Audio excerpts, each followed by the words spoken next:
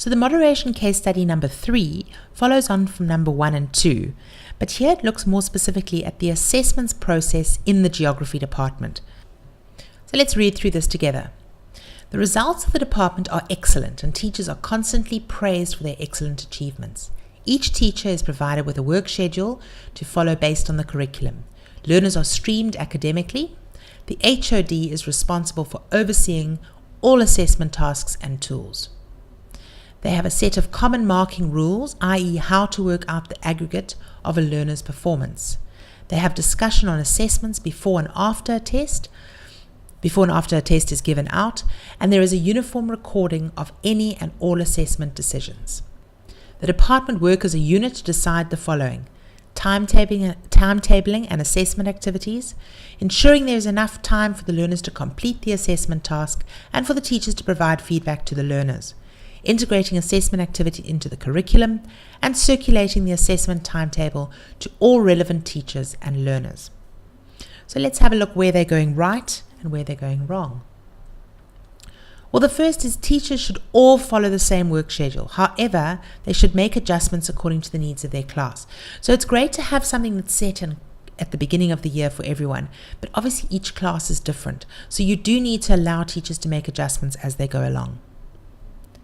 All classes should carry out the same assessments at the same time. This is really important to ensure consistency.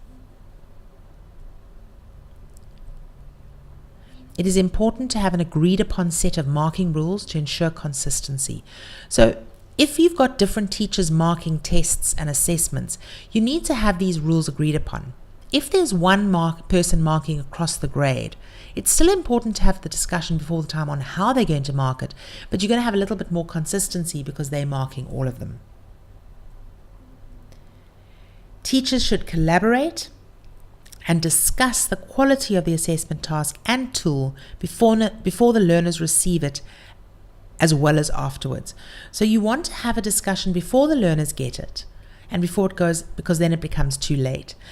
But afterwards they should also have a discussion on where did we go wrong, because sometimes you can pick up inconsistencies and issues with quality and assessment task after the learners have written it, and you see where you could have maybe phrased the questions differently or better, or where your marks were allocated to, and particularly then your cognitive levels in the paper. How were you applying all the cognitive levels? Were you too heavy on one cognitive level more than another?